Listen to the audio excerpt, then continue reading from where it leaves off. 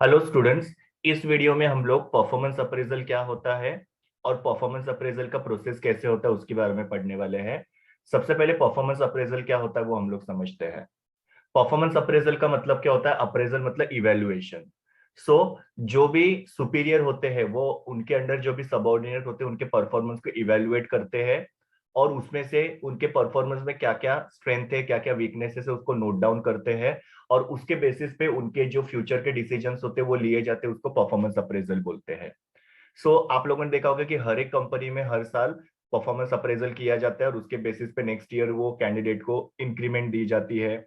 Employees के performance में कोई वीकनेस है तो उसके हिसाब से उनको ट्रेनिंग दिया जाता है। अगर कंटिन्यूअसली काफी सालों से एम्प्लॉय का परफॉर्मेंस जो है वो काफी बुरा है या पुअर है तो उसकी वजह से उनको फायरिंग किया जाता है या जॉब से निकाला भी जा सकता है।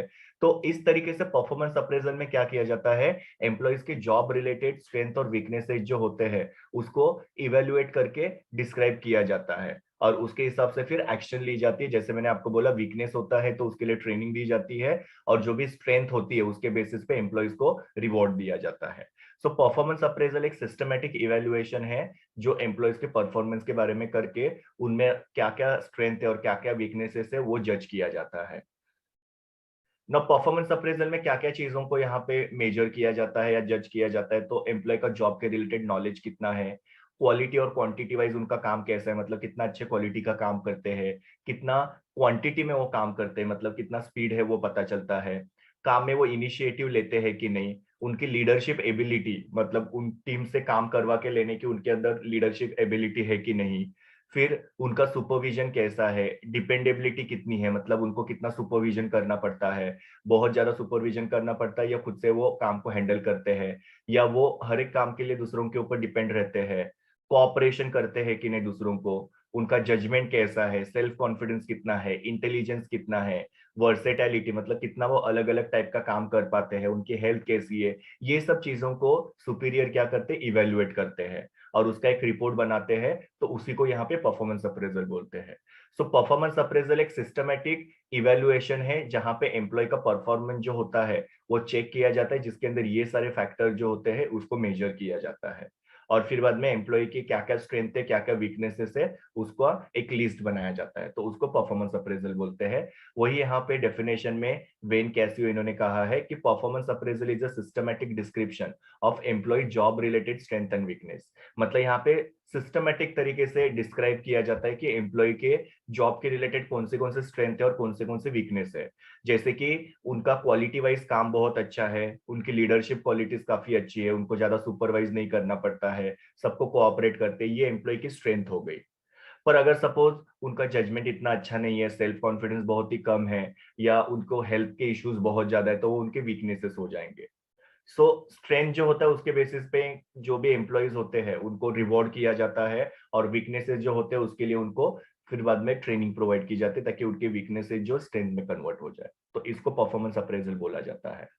अभी ये परफॉर्मेंस अप्रेजल कैसे किया जाता है, उसमें क्या क्या स्टेप्स होते हैं उसके बारे में हम लोग देखते हैं। तो पहला स्टेप होता है एस्टेब्लिशिंग परफॉर्मेंस स्टैंडर्ड और टारगेट। मतलब यहाँ पे पहले हम लोग को एक टारगेट सेट करना होता है या सुपीरियर जो होता है एक टारगेट जो होता है एम्प्लॉयज को देते हैं, वो एम्प्लॉयज को टारगेट के उतना काम करना होता है और फिर बाद में उनका परफॉर्मेंस जो होता है चेक किया जाता है कि उन्होंने वो टारगेट को अचीव किया कि नहीं। सो हर एक सुपीरियर क्या करता है, जो भी सबऑर्डिनेट का वो परफॉर्मेंस इवेलुएट कर रहे हैं उनको एक टारगेट देते हैं या एक स्टैंडर्ड देते हैं और वो जो स्टैंडर्ड है या वो जो टारगेट है वो एकदम क्लियर होना चाहिए, इजीली अंडरस्टैंडेबल होना चाहिए और मेजरेबल होना चाहिए। इस हिसाब से जो सुपीरियर है उन्होंने क्या करना चाहिए, एम्प्लॉय के लिए स्टैंडर्ड जो सेट करना चाहिए। जैसे कि सपोज एक सेल्स मैनेजर है, उन्होंने अपने टीम में जो सेल्समैन है उनको स्टैंडर्ड दिया, टारगेट दिया है कि आपको ये महीने में 500 यूनिट बेचने हैं। सो वो उनका क्या हो गया, स्टैंडर्ड हो गया, टारगेट हो गया, उतना उनको अचीव करना है। स्टैंडर्ड डिसाइड करने के बाद में दूसरा होता है कम्युनिकेटिंग स्टैंडर्ड। मतलब जो भी मैनेजर्स ने या जो भी सुपीरियर ने स्टैंडर्ड डिसाइड किया है वो एम्प्लॉयज को कम्युनिकेट करना बहुत जरूरी है, इन्फॉर्म करना बहुत जरूरी है और उनको क्लियरली एक्सप्लेन करना है कि कैसा उनका रोल होगा, क्या क्या उनको करना होगा, वो सब चीजें जो है वो क्लियरली सुपीरियर ने एम्प्लॉय को बताना जरूरी है। अभी इस स्टेप में अगर सपोज स्टैंडर्ड जो है काफी हाई लग रहा है तो वो स्टैंडर्ड जो उसको मॉडिफाई भी किया जा सकता है तो यहाँ पे क्या किया गया कि जो भी स्टैंडर्ड यहाँ पे सुपीरियर ने डिसाइड किया हुआ है, वो स्टैंडर्ड जो है वो एम्प्लॉय को बताया जाता है, एक्सप्लेन किया जाता है कि उनसे क्या क्या एक्सपेक्ट किया जा सकता है, और उस बेसिस पे एम्प्लॉय जो अपना काम करना शुरू कर देंगे। अभी स्टैंडर्ड सेट करने के बाद में वो स्टैंडर्ड जो होते हैं वो एम्प्लॉय को कम्युनिकेट करने होते हैं। So second point is communicating standard. मतलब सुपीरियर ने क्या क्या स्टैंडर्ड सेट किया है वो एम्प्लॉय को क्लियरली बताना बहुत जरूरी है।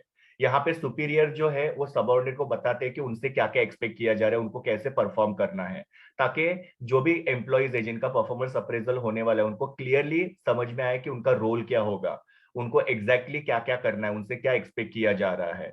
तो ये स्टैंडर्ड जो होता है ये सुपीरियर सबऑर्डिनेट को इन्फॉर्म करते हैं। Then third one is measuring actual performance. Measuring actual performance का मतलब क्या होता है, जो सुपीरियर होते हैं वो क्या करते हैं, सबऑर्डिनेट ने कितना परफॉर्म किया उसको चेक करते हैं। और ये जो मेजरिंग एक्चुअल परफॉर्मेंस होता है वो साल भर कंपनी में चलते रहता है। मतलब सुपीरियर जो है वो सबऑर्डिनेट को काम देते हैं और वो काम कैसे परफॉर्म कर रहे हैं उसको सुपीरियर चेक करते रहते हैं। तो थ्रू आउट यहाँ पे एक्चुअल परफॉर्मेंस को चेक किया जाता है। अभी जब एक्चुअल परफॉर्मेंस को चेक किया जाता है तो सुपीरियर ने यहाँ पे अनबायस्ड रहना चाहिए, बायसनेस नहीं करना चाहिए। प्लस जहां जहां एम्प्लॉय को जरूरत पड़े वहां पे असिस्ट करना चाहिए, उनको अननेसेसरी इंटरफेयर करके उनको डिस्ट्रैक्ट नहीं करना चाहिए। तो एकदम फेयर तरीके से यहाँ पे एक्चुअल परफॉर्मेंस को मेजर करना जरूरी है।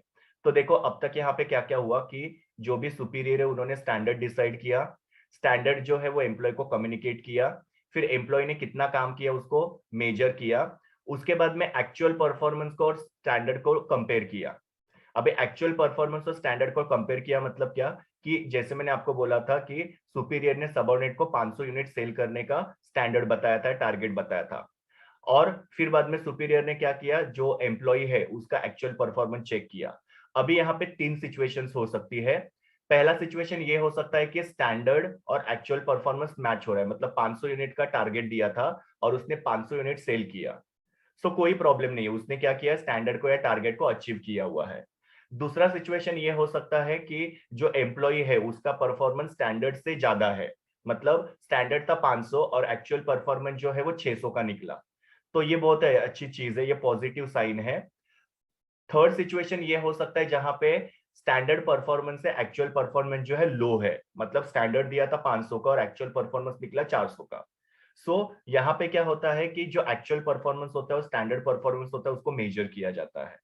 एंड लास्ट में यहाँ पे फिर क्या होता है, रिजल्ट डिस्कशन किया जाता है, फीडबैक दिया जाता है। मतलब सुपीरियर जो होते हैं वो क्या करते हैं, सबऑर्डिनेट को फीडबैक देते हैं कि उनका ओवरऑल परफॉर्मेंस कैसा था। तो मैंने ऑलरेडी आपको लोगों को बताया था कि उनको बताया जाता है कि उनका जॉब परफॉर्मेंस कैसा है, क्वालिटी वाइज क्वांटिटी वाइज उनका काम कैसा है, लीडरशिप क्वालिटीज उनकी कितनी इफेक्टिव है, फिर बाद में उनका काम का स्पीड कैसा है, बिहेवियर कैसा है, पंक्चुअलिटी कैसी है। ये सब चीजों का पूरा रिपोर्ट बनाया जाता है और उसके बेसिस पे एम्प्लॉय के फ्यूचर डिसीजन जो होते हैं यहाँ पे ऑर्गेनाइजेशन में लिए जाते हैं। सो देखो यहाँ पे क्या क्या स्टेप्स फॉलो किए गए परफॉर्मेंस अप्रेजल में। सबसे पहले जो सुपीरियर है उन्होंने टारगेट डिसाइड किया जो एम्प्लॉय को अचीव करना है, फिर वो टारगेट एम्प्लॉयज को कम्युनिकेट किया, फिर एम्प्लॉयज ने एक्चुअली में कितना परफॉर्म किया वो चेक किया, फिर उनके टारगेट को और एक्चुअल परफॉर्मेंस को कंपेयर किया और कंपेयर करने के बाद में उनका परफॉर्मेंस कैसा था उसका फीडबैक जो एम्प्लॉयज को दिया। तो इस तरीके से यहाँ पे परफॉर्मेंस अप्रेजल के अलग अलग स्टेप्स होते हैं जिसके थ्रू इफेक्टिव परफॉर्मेंस अप्रेजल यहाँ पे किया जाता है। और जैसे मैंने आपको बोला कि ये परफॉर्मेंस अप्रेजल करके एम्प्लॉय को ट्रेनिंग देना, इंक्रीमेंट देना, प्रमोशन करना, ये सारे डिसीजन कंपनी यहाँ पे एम्प्लॉयज के बारे में लेती है। So this was all about performance appraisal and its process. Thank you students, we will meet in the next video.